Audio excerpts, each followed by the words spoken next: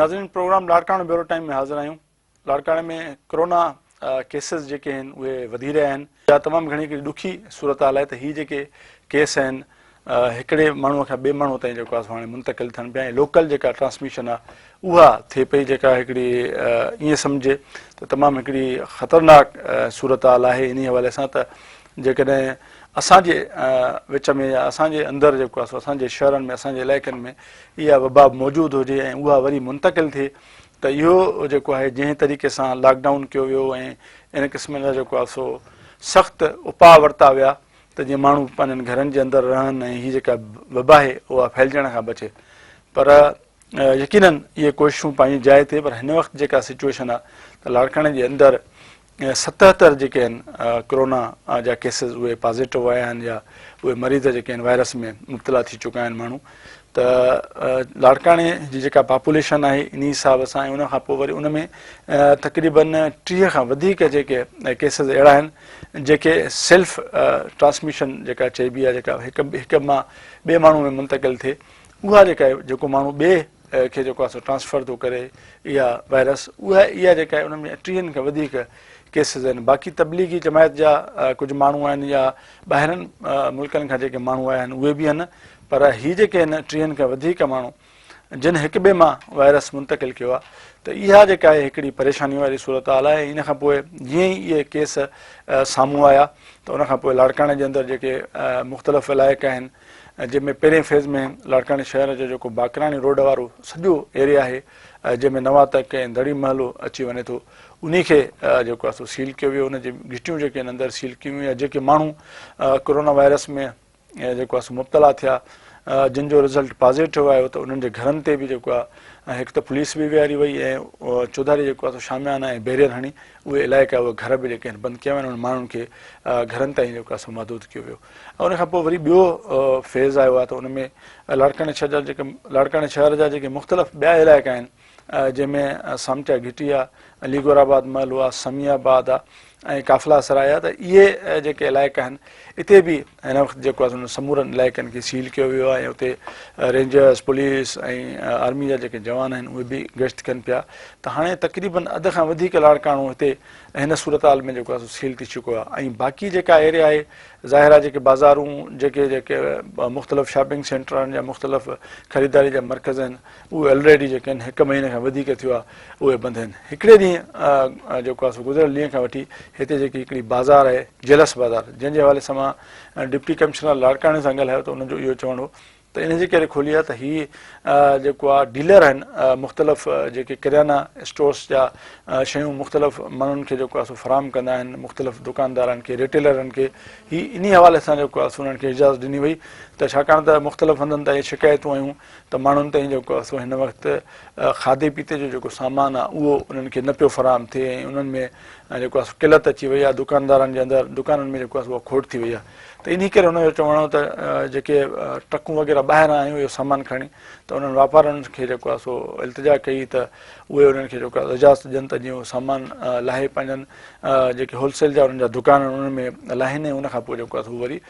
मुख़्तलिफ़ जेके रिटेलर आहिनि उन्हनि खे इहो फ़राहम कनि त जीअं हिते खाद खुराक जो जेको सामान आहे उनजी खोट शहर जे अंदरि न रहे। छाकाणि त हिन वक़्तु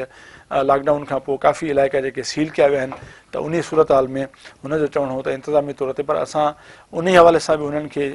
डिप्टी कमिश्नर जो चवणो हो त जेका SOP आहे असांजे तरफ़ां इंतिज़ामिया जे तरफ़ां संदूक में तरफ़ां उन ते जेको आहे सो उन्हनि दुकानदारनि खे उन्हनि डीलरनि खे जेको आहे सो पूरो लहिणो आहे। जेके नथा लहनि त पोइ आईंदा उन्हनि खे इजाज़त न ॾींदी या उन्हनि जे लाइ लेकिन सख़्तु क़दम खयां वेंदा। सो इहा सूरत हाल हिते आहे। मुख़्तलिफ़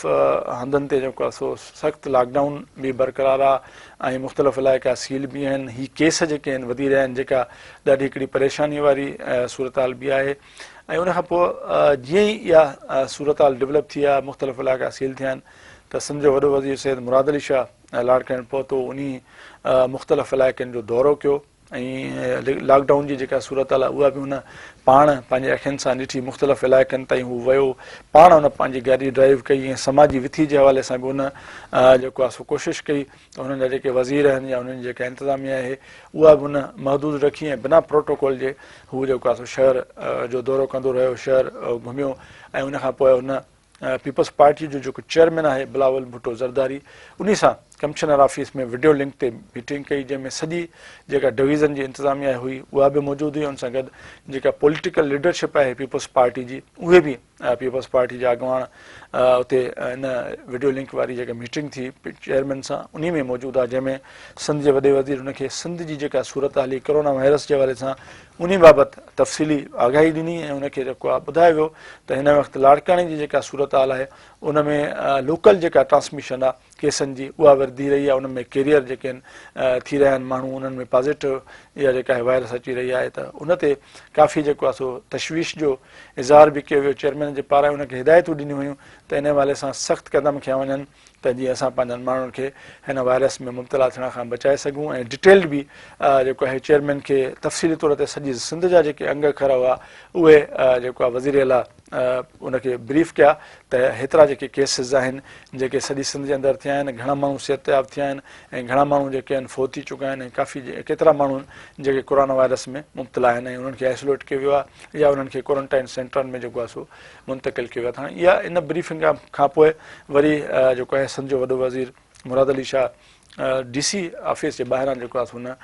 मीडिया सां ॻाल्हि ॿोल कई, तफ़सीली तौर ते इन हवाले सां हुन मीडिया खे ब्रीफ कयो त हिन वक़्तु अहिड़ी सूरत हाल आहे माण्हुनि खे जेको आहे सो जीअं हू बार बार इहो मैसेज ॾींदो रहियो आहे त माण्हू जेके आहिनि एहतियात कनि, घरनि खां ॿाहिरि न निकिरनि ऐं जेकॾहिं इहा शइ चई थी वञे त जेकॾहिं को मज़दूर आहे जेको रोज़ जो जेको आहे मज़दूरी करे गुज़र सफ़र कंदो ऐं जेकॾहिं उनखे असां छॾियूं था इजाज़त था ॾियूं ऐं सो ख़ुदा न ख़ास्ता उहे माण्हू वायरस में मुब्तला था थियनि या उन्हनि जो को उन्हनि सां ख़ुदा न ख़ास्ता को अहिड़ो सेटबैक थिए थो, उन्हनि जूं ज़िंदगियूं हयातियूं जेके आहिनि हली थियूं वञनि त पोइ उन्हनि जी घर में रहणु बहितर आहे या ॿाहिरि रोडनि ते अचे रहणु जेको आहे उन्हनि खे मुनासिबु लॻे थो। त तंहिंजे करे उनजो चवणो त जेसिताईं की शयूं ठीकु थियनि या कंहिं न कंहिं हवाले सां हुकूमत बि फर्ट वठे थी त कंहिं न कंहिं हवाले सां उनखे को अहिड़ो तरीक़ेकार कजे त जीअं असां पंहिंजनि माण्हुनि खे बचाए सघूं, त उनखां पोइ ई को इन क़िस्म जो फ़ैसिलो बि थींदो ऐं माण्हू घरनि खां ॿाहिरि बि निकिरनि। फ़िलहालु जेके आहिनि उनजो इहो चवणो त हू वधि में वधि जेको आहे एहतियात कनि, पंहिंजनि घरनि में रहनि, तॾहिं हुननि जी बि ऐं उन्हनि जे प्यारनि जी बि ऐं हुननि जे दोस्तनि जी बि ऐं सभिनी माण्हुनि जी जेका आहे उहा ज़िंदगी महफ़ूज़ बि रही सघे थी, इहे इन वायरस खां बि बची सघनि था। उन में सिंध जे वॾे वज़ीर जेका हिकिड़ी उन में ॻाल्हि कई त असां हिन वक़्तु कराची जे अंदरि या ख़ुदि कराची सां गॾु जेके सिंध जा ॿिया इलाइक़ा आहिनि उन्हनि में जिते जिते जेके आहिनि राशन विरहाइण जे हवाले सां केस जेके आहिनि कोरोना जा ज़ाहिर थिया आहिनि या उते जेको आहे सो इन क़िस्म जी सूरत हाल पैदा थी त केस वधिया आहिनि, त पोइ उनखां जो चवणो त असां उते राशन ॾियण जो जेको सिलसिलो आहे बंदि कयो। हाणे हिन वक़्तु तक़रीबन 1 महीने खां वधीक अरसो थी चुको आहे लॉकडाउन बरक़रार आहे ऐं जेकॾहिं सिंध जो वज़ीर आला जेतोणीकि हुन जा काफ़ी इन हवाले सां क़दम तमामु घणा बहितर सुठा आहिनि ऐं उनखे साराहियो बि वञे थो ऐं जेको लॉकडाउन जे हवाले सां हुनजी तरतीबवार शयूं हुयूं हिदायतूं ऐं माण्हुनि खे हुन आगाही ॾिनी ऐं जेका सख़्ती कई त उहो क़दम तमामु घणो बहितर आहे। पर हाणे ॿियो जेको फेज़ अचे थो यकीनन इहा शइ बि इनखे बि इग्नोर नथो करे सघिजे त राशन विरहाइण दौरान कराची में केस थिया या ॿियनि हंधनि ते थिया त उहो राशन जो जेको विरहाइण जो सिलसिलो आहे उहो बंदि कयो। पर हाणे महीने खां वठी जेके आहिनि माण्हू अंदरि घरनि में वेठल आहिनि ऐं उन्हनि खे खाइण लाइ कुझु न आहे त उते जेकॾहिं राशन विरहाइण जो सिलसिलो रुकिजी वञे या इन क़िस्म जी ॻाल्हि कई वञे त भई वायरस फैलिजे थो तंहिंजे करे असां उन्हनि ताईं राशन नथा पहुचाए सघूं, त इहा जेका आहे असां सम्झूं था, मुंहिंजो ख़्यालु आहे पंहिंजो पर्सनल त इहा हिकिड़ी सियासत आहे, सियासी जेको आहे सो शइ शामिलु थिए थी पई हिन में वज़ीर आला जे तरफ़ां इहा ॻाल्हि करणु। मुंहिंजे ख़्याल में त जॾहिं सिंध जी सॼी हुकूमत, जॾहिं सिंध जी सॼी इंतिज़ामी मशीनरी, जॾहिं सभु माण्हू उन वटि जेके आहिनि उहे मौजूदु आहिनि, सभु स्टेक होल्डर हुन वटि आहिनि, त उनखां पोइ उन्हनि खे इहो मैकेनिज़म ठाहिण जी ज़रूरत हुई तक़रीबन 1-1.5 महीने खां वठी त को न को उनजो अहिड़ो तरीक़ेकार थिए हा। ठीकु आहे, पहिरियों उन्हनि जे दरनि ताईं इहा शइ पहुचाई वई, माण्हुनि ताईं कंहिं न कंहिं हवाले सां पहुतो, असां उनखे बि क़दम खे बि एप्रिशिएट कयो। पर हाणे इन हवाले सां इहा ॻाल्हि करणु त इहा जेका आहे सम्झिजे थो त इहा आम माण्हुनि सां असांजे जेके माण्हू घरनि में मैसूर थियल आहिनि, बंदि थियल आहिनि ऐं महीननि खां वठी उहे बुख ते उते वेठल आहिनि या उन्हनि जो हाणे सामान राशन ख़तमु थी वियो आहे, मथां रमज़ान शरीफ़ थो अचे, त इन क़िस्म जी शइ मैकेनिज़म न हुजणु या उन हवाले सां सिंध हुकूमत वटि का अहिड़ी पॉलिसी का अहिड़ी वज़ाहत जेका हू करे सघनि ॿुधाए सघनि त बाबा असां हिन तरीक़े सां कंदासीं उहा न आहे। इन में को जेको आहे सो मज़ाइको न आहे त जेकॾहिं हुकूमत खे का इन क़िस्म जी तकलीफ़ या डिफ़िकल्टी फील थी थिए त हू पंहिंजा अहिड़ा माण्हू हायर कनि जिन खे किट्स वग़ैरह फ़राहम कनि ऐं उहे मुकमिल तौर ते इक्विप्ड हुजनि, उहे वञी करे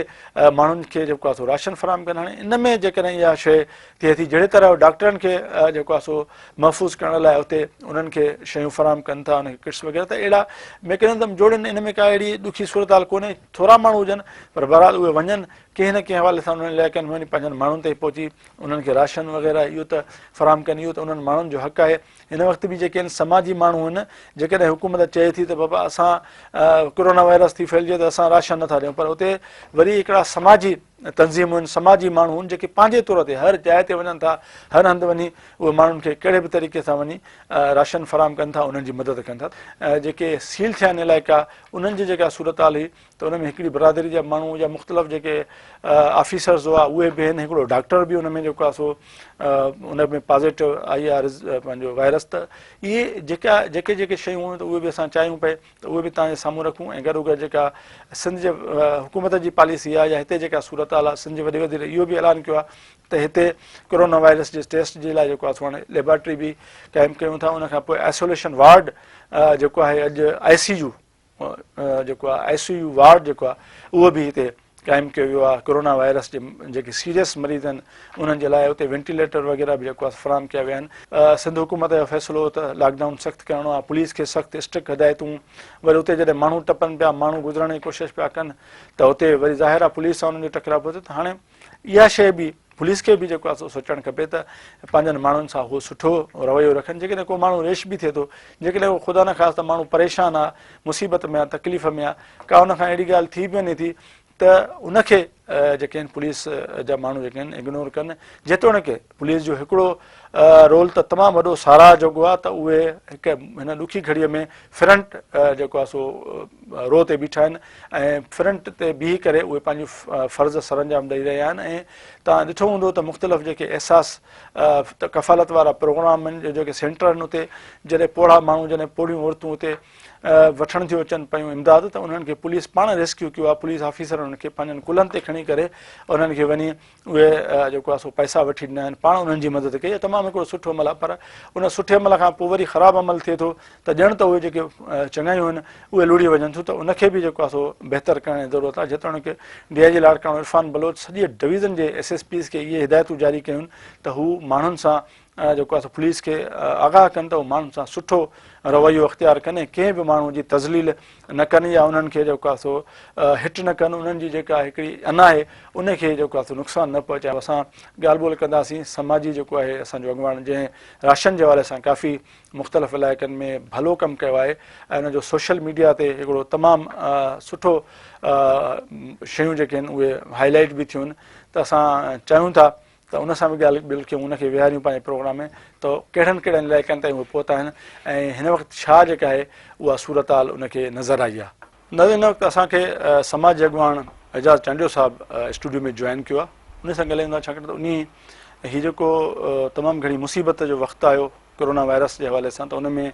साणुसि संदसि जो जेको किरदारु आहे उहो तमामु साराह जोॻो आहे। त हुन तमामु बहितर तरीक़े सां सोशल मीडिया ते बि उन पंहिंजूं शयूं अपलोड कयूं रखियूं त माण्हुनि ताईं जेको आहे सो पहुचण जी उन कोशिशि कई आहे ऐं कंहिं न कंहिं हवाले सां हर माण्हूअ खे जी उन मदद कई आहे। त असां चाहियो पिए त उन सां डिटेल थोरो राशन विरहाइण जे हवाले सां हलवाल कयूं त उन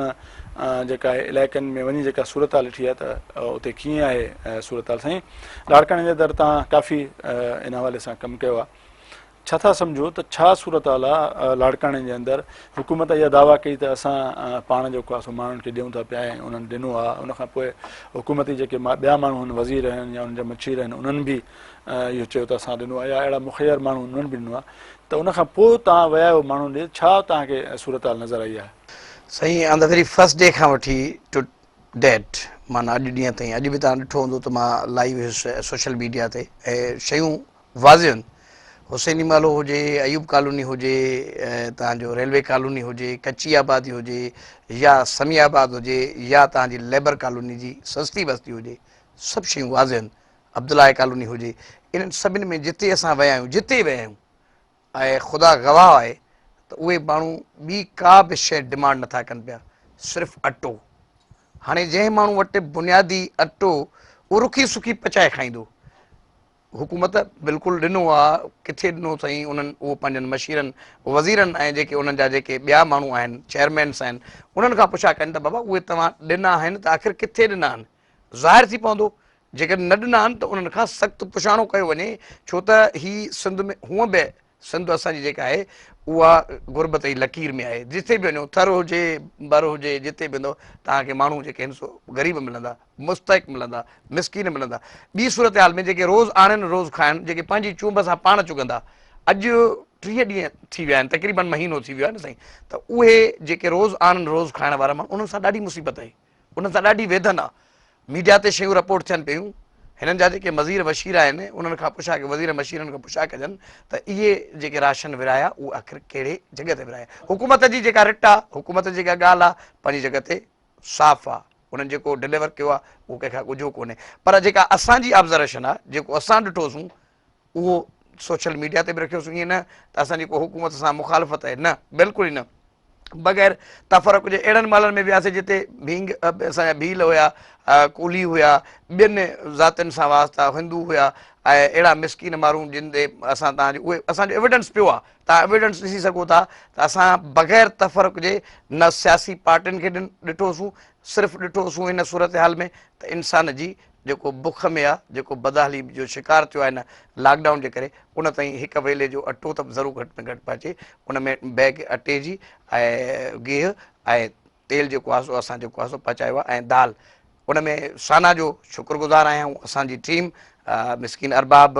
हफ़ीज़ चांडियो, इहे असां शुक्रगुज़ार आहियूं साना जा, जंहिं असांखे ₹1 ॾिनो ऐं ₹1 जो बिल बि असां साना Sindhi association of North America, ॿियूं काफ़ी तंज़ीमूं जेके मुख़ैर हज़रात आहिनि उहे पोइ असांजे कम खे ॾिसी या एतमाद करे असांखे ॾियनि पिया ऐं असां उन्हनि जे दरनि ताईं डोर टू डोर सर्विस, मींहं 3 चकर त असांखे मींहं में वञिणो पियो आहे उहो सर्विस ॾियण जे लाइ। सो ॻाल्हि इहा आहे साईं त हिन वक़्तु ॿी का बि शइ डिमांड नथी कजे गवर्नमेंट खां, सिर्फ़ु इहे त अहिड़ियूं जेके साख वारा माण्हू आहिनि, मां न हुजां हुन में, ज़रूरी न आहे त मां हुजां, ॿिया अहिड़ा साख वारा माण्हू हुजनि जेके डोर टू डोर सर्विस ॾेई ऐं उहो रिकॉर्ड जेको रिकॉर्ड आहे उहो लाइव ॾेखारनि असां कंहिं माण्हू वटि पहुचायोसीं,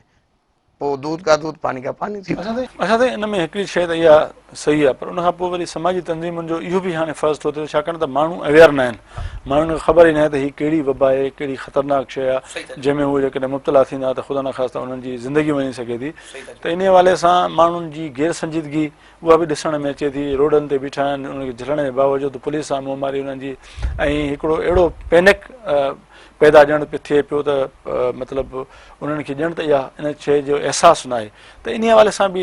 तव्हांजो जेके तंज़ीम उन्हनि खे थोरो ज़रूरु माण्हुनि खे अवेयर करणु खपे। माण्हू जिथे वञूं था, छा आहे त बुख एतिरी आहे जो माण्हू बुखियो चवंदा आहिनि त बुखियो माण्हू ई निकिरंदो आहे। आम माण्हू जेके जिन खे साञा आहे सम्झ आहे उहे घर खां उहे पंहिंजे उन्हनि जेके स्टे एट होम आहिनि, घर में महफ़ूज़ आहिनि, निकिरे उहो त जेको बुखियो आहे। हाणे उहो या त पंहिंजे ॿार उहो पंहिंजे आॾो तड़पंदो नज़र अचे जॾहिं उनखे, ऐं बुख जी जेका बाहि आहे उहा जॾहिं उहा पैदा थी थिए अहिड़ी सूरत हाल में उहे निकिरंदा। ॿियो जेको पुलिस जो अणढंगो रवैयो आहे ऐं जेका उन्हनि जो पुलिस जो कॉन्टीजेंसी प्लान हुयो, माण्हुनि ते जेको तशदुद कयो अथऊं ऐं रस्तनि जो जेको गैर मयारी जेको लॉकडाउन कयो आहे, हिकु त माण्हुनि खे रश इन्हनि बि वधाई आहे। जेकॾहिं इहो सुठे नमूने सां जीअं तव्हां ॾिठो त हैदराबाद में अहिड़ी पैनिक सिचुएशन क्रिएट न थी आहे, कराची में न थी आहे, लाड़काणे स्पेशली जिते मां आहियां, जिते मां मॉनिटर कयां पियो on the very first day खां, त ॾिसो तव्हां अलाए कहिड़ा कहिड़ा रोड रस्ता साॻियो हिकिड़ी जॻह ते अचे रस्ता थियनि, समय माण्हू गॾु था थी वञनि। त अहिड़ी सूरत हाल में जेको कॉन्टीजेंसी प्लान ठहे उन्हनि में उन्हनि माण्हुनि खे बि शामिलु कयो वञे जिन खे इन शयुनि जी ख़बर आहे, मोहलनि जी ख़बर आहे, घिटियुनि जी ख़बर आहे। हे ॿाहिरियां ऑफिसर ज़िले जा हाणे अची उन्हनि खे कॉन्टीजेंसी प्लान में विहारींदा, बाबा हे रोड रस्ता बंदि था कयूं, उनखां पोइ उते मेला लॻी था वञनि पिया। त अहिड़ी सूरत हाल में असांजो सिंध जो वज़ीर आला सैयद मुराद अली शाह तमामु सुठो कमु कयो जो हुन सीरियसली इन शइ खे वरितो ऐं उनखे मां साराहियां थो सैयद मुराद अली शाह खे। ऐं उनजी जेका हिकिड़ी शइ इहा आहे त उन on the very first day खां हिकिड़ो सीरियस स्टेप वरितो लॉकडाउन वारी सूरत हाल खे। ॿी सूरत हाल सां इहा आहे त जेके असांजा हेठियां बैरोक्रेट्स आहिनि उन्हनि खे बि थोरो सम्झणु घुरिजे त जेके माण्हू ॿाहिरि रोड ते आयो आहे त यकीननि कमकार सां आयो हूंदो। पुलिस जूं तव्हांखे शिकायतूं मिलियूं हूंदियूं त पुलिस माण्हुनि खे मारियो आहे, अस्पतालनि में बि वञणु न छॾियो आहे। इवन असां जॾहिं राशन खणी वञूं था त असांखे बि कलाकनि जो कलाक बीहंदासीं। हाणे हिकिड़ो माण्हू जेको रेस्क्यू करे माण्हुनि खे सर्विस थो ॾे, माण्हुनि जी हयाती बचाए थो, त अहिड़नि समाजी माण्हुनि खे त तव्हां घटि में घटि एप्रिशिएट जे बजाए तव्हां उन्हनि जा रस्ता रोक करे वेही रहियो। मां तव्हांखे ॿुधायां हिन ते जेको कंबर चौक आहे उते पुलिस जो SHO, हुनखे मां चयो बाबा असां सोशल जेको आहे अॻुवान आहियूं, समाजी अॻुवान आहियूं, हीअ जेको राशन बैग्स खणी पिया वञूं 200 बैग्स, इहे कंहिं वटि डिलीवर करणियूं आहिनि, हिन में सिर्फ़ु अटो आहे, इहो अटो न पचंदो माण्हुनि ताईं, इहे माण्हू ॿाहिरि ईंदा त उन्हनि खे बि अखि पटणी पवंदी, छो त असां रेस्क्यू जेको कयूं था उहो माण्हू जी भलाई था कयूं। सो तव्हां ॾिठो आहे ऐं तव्हांखे इहा बख़ूबी हिन खां वाक़िफ़ु आहे। सर इहो आहे, पर ॿिए तरफ़ त ईअं बि आहे न त तव्हां एहसास कफ़ालत सेंटर में वञी ॾिठो हूंदो त पुलिस जा माण्हू जेके आहिनि, जवान ऑफिसर जेके आहिनि, उन्हनि पोड़नि औरतुनि खे पाण पंहिंजनि कुल्हनि ते खणी वञी इमदाद जेको आहे वठी था अचनि पिया। त ज़ाहिर आहे इन्हनि जो रोल पुलिस जो माना फ्रंट रोल त आहे ज़रूरु, माना फ्रंट ते बीठल पुलिस आहे, उन्हनि जो ज़ाहिर आहे इन क़िस्म जा मिसहेप इन करे था थियनि जो हीअ शयूं अचानक थियूं, उन्हनि में माण्हुनि खे ख़बर न आहे त असांखे कहिड़े तरीक़े सां। मां सम्झां थो पुलिस करे अहिड़ी का नौकिरी न कई आहे जो महीनो उनखे बीहणो पवे। हाणे सभु अहिड़ा पुलिस वारा बि न आहिनि, पर ॿिनि टिनि जे हा बिल्कुलु उनखे एप्रिशिएट था कयूं। बहरहाल उन्हनि खे पंहिंजे जेको आहे न उनजी पुलिस जो अमल सही तारीफ़ जोॻो आहे, पर मां जेको ॿियो साइड थो ॿुधायां पुलिस जो, त उन में जेका फ्रस्ट्रेशन थी आहे उहा फ्रस्ट्रेशन इन सूरत में थी आहे त जॾहिं उनजी रस्ता रोको थी आहे, माण्हुनि में बि उते कया साराई थी आहे न, त जेके माण्हू झुंब करे था अचनि, पोइ यकीनन हिकिड़ो माण्हू खे कंट्रोल का शइ न थींदी आहे त उते लठ लाठीड़ो थींदो आहे। त अहिड़ी सूरत हाल खे कंट्रोल करण जे लाइ हिकिड़ो कॉन्टीजेंसी प्लान इहो बि हुजणु खपे त जेके रोड रस्ता आहिनि, तव्हां हिकिड़ो अहिड़ो रोड मैप तयारु कयो त हिकिड़ा माण्हू जेके अचनि उहे उन रोड सां मोटी था सघनि। लाहौर नारे खे तव्हां मोटायो, तव्हां लाहौर नारे खे पोइ जेको आहे सो परे पासे ॾांहुं जेको सचल कॉलोनी ॾांहुं फेराए, हेॾो चांडका पुल ॾांहुं फेराए ऐं हेॾो फेराए चौक पाकिस्तान चौक ते आणींदव त यकीनन सूरत हाल गंभीर थींदी ऐं माण्हू हिकु जॻह ते साॻी ते इकठो थींदा। पर अहिड़ो को प्लान जोड़ियो जंहिंमें आइसोलेशन थिए, माण्हू डिस्टेंस रखनि, उनखां पोइ मां सम्झां थो अहिड़ी सूरत हाल न थींदी। बाक़ी लाड़काणे में हिन वक़्तु ॾिसो त तव्हांजा समियाबाद आहे, दड़ी मालो आहे, असां उते बि रेस्क्यू कयो आहे। हा, ऐं उते बि जेको आहे अहिड़ा सूरत हाल आहिनि। इन में असां जिथे बि वञूं था त सैनिटाइज़र्स बि असां ॾियूं था पिया, जेको असांजो वस आहे। ऐं उन में मुखैर हज़रात आहिनि जेके उन में ईअं न आहे त को असां पंहिंजे घरां था ॾियूं, असां पंहिंजी मदद पाण था कयो आहे। मुंहिंजो फादर आहे, उन स्टार्टिंग तव्हां ॿुधो हूंदो, सोशल मीडिया ते ॾिठो बि हूंदो त उन पंहिंजे घर खां शुरूआति कई ऐं हुनजी पेंशन जेका 80,000 हुई, उन चयो त बाबा हीअ पहिरियां मां डोनेट थो कयां, पोइ इहो शुरूआति आहे। ईअं बसि पोइ काफ़िलो ठहंदो वियो, मदद थींदी रही। पर हिन वक़्तु सर ज़रूरत एतिरी आहे जो यकीन कयो माण्हू ॿियो का बि शइ नथा घुरनि। माण्हू नथा चवनि त असांखे खंडु ॾियो, असांखे चांहि जी पती ॾियो, असांखे ॿी शइ ॾियो, माण्हू चवंदा असांखे अटो ॾियो। बाक़ी ॿियनि जॻहनि तां असां शिकायत बि आहे, जंहिंखे न हूंदो, जंहिंखे तव्हां घणो ॾिनो आहे, अहिड़ी जॻह ते तव्हांजी डिस्ट्रीब्यूशन थी आहे, माना चेक एंड बैलेंस न थियो, उहे वञी माण्हू खपाइनि बि था, उनजा सोशल मीडिया ते वीडियोज़ बि आहिनि। जेके नाहे उते ॾियो, जिते खपाइण जा जेके वीडियोज़ आया आहिनि त माण्हू राशन खपाइनि था, उहे उन्हनि जा लीक थिया आहिनि, वायरल थिया आहिनि, जिते तव्हां डबल ट्रिपल ॾिनो आहे, जिन खे माण्हू खे राशन जी ज़रूरत ई न आहे। जेको तव्हां चयो त साईं गवर्नमेंट जेको आहे डिलीवर बि कयो आहे, हर शइ राशन ॾिनो बि आहे, वाक़ई ॾिनो बि अथऊं, पर ॾिनो उन्हनि खे अथऊं जेके राशन जे मुस्तहिक न आहिनि। जेके मुस्तहिक आहिनि उनजा मां नाला खणी वियुसि, कहिड़ा कहिड़ा माल आहिनि जिते अञा बि अॼु बि राशन जी ज़रूरत आहे। अॼु बि तव्हां ॾिठो हूंदो लाइव जेको असांजो सेशन हलियो सोशल मीडिया ते, उते ॾेखारियोसीं त केतिरी माण्हुनि में मतिलबु कशमकश हुई त माण्हुनि खे उहो अटे जी लप मिले, ॿी का शइ न मिले, अटे जी लप मिले त रुखी सुखी उहो पचाए पंहिंजे बचड़नि खे सुठी निंड जेको आहे सुम्हारे। वॾी महिरबानी एजाज़ साहब, तव्हां असांखे टाइम ॾिनो, असांजे प्रोग्राम में आया। आजकल जो वबा फैली हुई है, हम सब ने अपना ख्याल करना है और मुझे पूरी उम्मीद है कि आप भी वो प्रॉपर प्रिकॉशंस लेके सोशल डिस्टेंसिंग की और इधर आए होंगे। मैं आज लाड़काना आया हूँ। लाड़काना में मेरा मकसद आने का था कि मैं ज़रा देख सकूँ यहाँ पे जो लॉकडाउन की पोजीशन है उसको भी ज़रा देखूं, और उसके साथ साथ इंतज़ामिया से भी एक ब्रीफिंग ले लूं। और दूसरा एक वजह ये भी थी कि आप दोस्तों से मुलाकात हो जाए और आपको इस वबा के बारे में, इसकी पोजीशन के बारे में खुद डायरेक्टली बताऊं। सबसे पहले तो मैं बड़ी जल्दी से, इसलिए कि आज के जो रिज़ल्ट्स हैं वो मैंने नहीं बताए थे, जो टेस्टिंग के वो मैं बता दूं और आपके तब सबको पता चल जाएंगे। कल तक 26,058 टेस्ट हुए थे,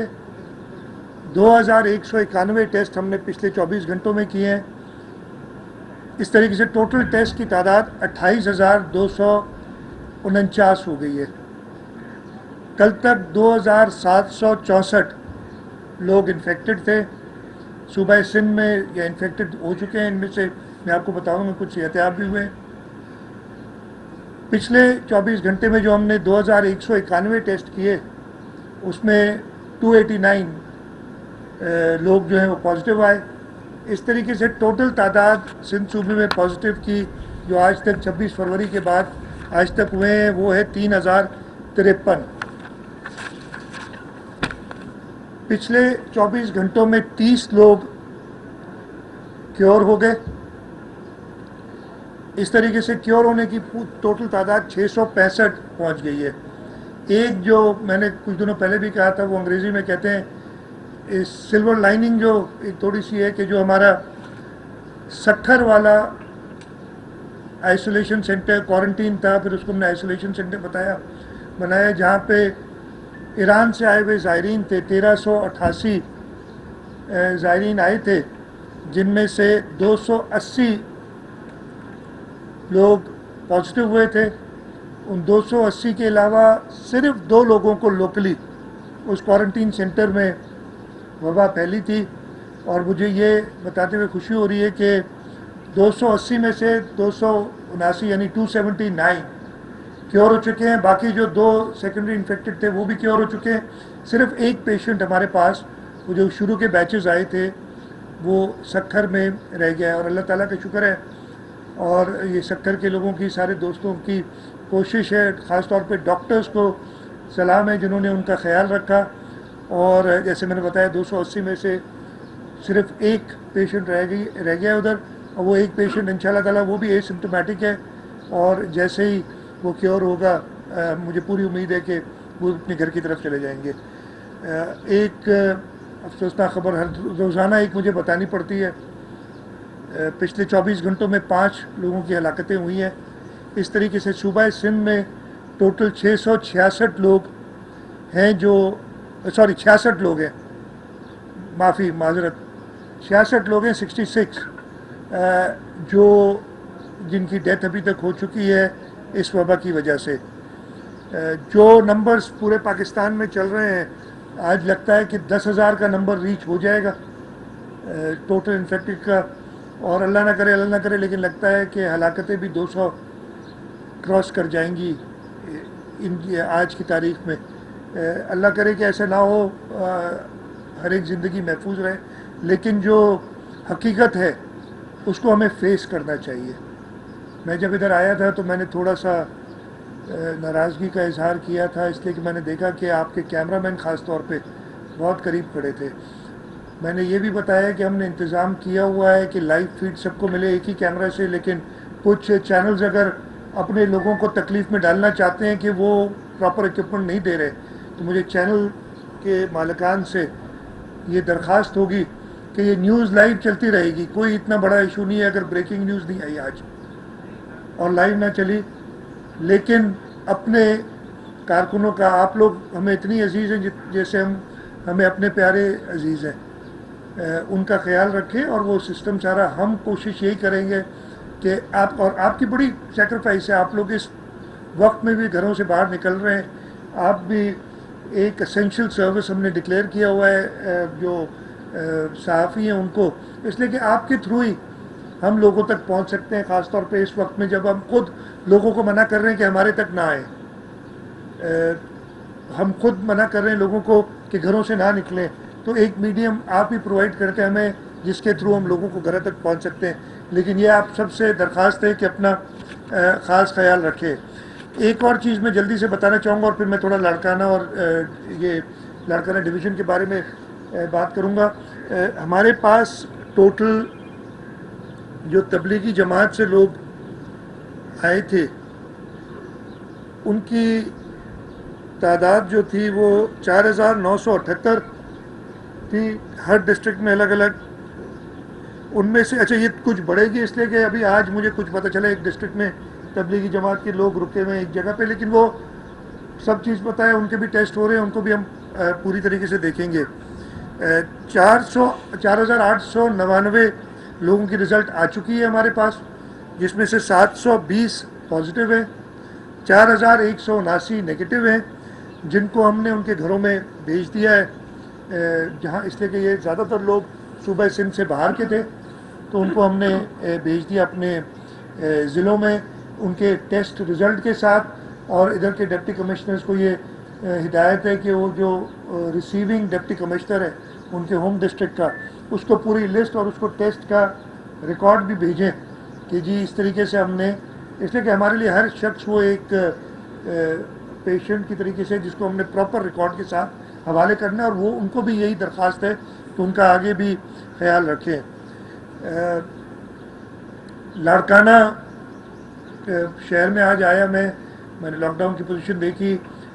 मैंने ये इंतज़ामिया से कहा हो सकता है कि मेरे आने की वजह से कुछ ज़्यादा इंतज़ामात किए हुए हों, लेकिन मैं सबसे दरख्वास्त करूँगा, देखें मैं एक चीफ मिनिस्टर, पूरी इंतज़ामिया कुछ नहीं कर सकती अगर लोग ताउन नहीं करेंगे। लोगों ने ताउन करना है, लोगों ने अपनी ज़िंदगी बचाने के लिए, अपने प्यारों की ज़िंदगी बचाने के लिए, ख़ास तौर पर अपने बुज़ुर्गों की ज़िंदगी बचाने के लिए वो सब एहतियाती तदाबीर इस्तेमाल करनी है। हम सिर्फ एक फैसिलिटेटर हो सकते हैं, हाँ इन्फोर्सर भी है हुकूमत, लेकिन आप खुद सोचें कि ऐसे माहौल में, ऐसी वबा के दौरान, जब दुनिया की तरक्की याफ्ता तरीन मुल्क जो हैं वो भी एक बहुत शदीद मसले में है, तो हमें बहुत ज़्यादा ख्याल करना चाहिए। और दरख्वास्त आप लोगों के तवज्जुह से, ख़ास तौर पर लाड़काना डिवीज़न, लाड़काना डिस्ट्रिक्ट और लाड़काना के शहर के लोगों से आज भी रहा है कि ख़ुद एहतियात करें, घरों से ना निकलें, बिला वजह कोई ज़रूरी काम हो निकलें तब भी वो सारी एहतियाती तदाबीर इस्तेमाल करें। मैं आपको ये बता दूं कि जो लाड़काना डिवीज़न है 5 ज़िलों पे मुश्तमिल, उसमें टोटल जो केसेस आए हैं वो 72, 80, 90 नहीं 80 केसेस टोटल आए। लाड़काना टोटल कर रहा हूँ इसलिए 90 केसेस हैं टोटल, जिसमें 65 लाड़काना डिस्ट्रिक्ट के हैं सबसे ज़्यादा तादाद, और ये एक हमारे लिए ज़रूर हॉट स्पॉट है जिसको हमने देखना है। इन 65 में से 7 तो ज़ायरीन थे जो ईरान से आए थे, 35 तबलीगी जमात के हमारे भाई थे, अरकान थे जो पॉजिटिव आए लाड़काना में, और इसके अलावा 23 लोग ऐसे हैं लाड़काना डिस्ट्रिक्ट में, और मेजॉरिटी के मेरे ख्याल सभी लाड़काना शहर के हैं जिनको ये लोकल स्प्रेड हुआ है। इससे ये पता चलता है कि जी इस पे हमने ख्याल प्रॉपर रखना है इस शहर का, और हर जगह का रखना है, लेकिन जहाँ पे ज़्यादा प्रॉब्लम होगी उसको थोड़ा ज़्यादा सख्ती से हमें देखना होगा। हमने टेस्टिंग फैसिलिटी बढ़ा दी है, जो भी रिक्वायरमेंट थी, टेस्ट किट्स हमारे पास अब आ गई हैं,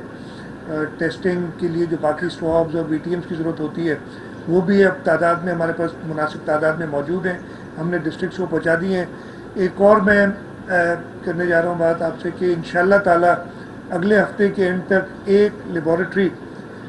ये कोरोना के टेस्टिंग की हम लाड़काना शहर में भी कायम कर देंगे, और उस पर इसलिए कि ये सब नई चीज़ें थी, हम सीख रहे थे जैसे जैसे आगे बढ़ रहे थे। हमने कराची में एक नई लेबॉरेटरी जिन्ना अस्पताल में कायम की है, कराची यूनिवर्सिटी में एक बड़ा सेंटर, कराची यूनिवर्सिटी की जो मोलेकुलर बायोलॉजी की लैब है, HEJ इंस्टीट्यूट ऑफ केमिस्ट्री है, उधर हमने बड़ा सेंटर, वो तकरीबन तैयार है, टेस्टिंग उसकी शुरू हो गई है। और फिर हमने कहा है कि लाड़काना में एक हमने लैब बनानी है, और इंशाअल्लाह ताला अगले हफ्ते के एंड तक वो बन जाएगी। नाज़रीन, असांजे प्रोग्राम जो वक़्तु पूरो थियो, वरी ईंदड़ प्रोग्राम में हाज़िर थींदासीं, तेसिताईं इजाज़त ॾींदा, अल्लाह निगहबान।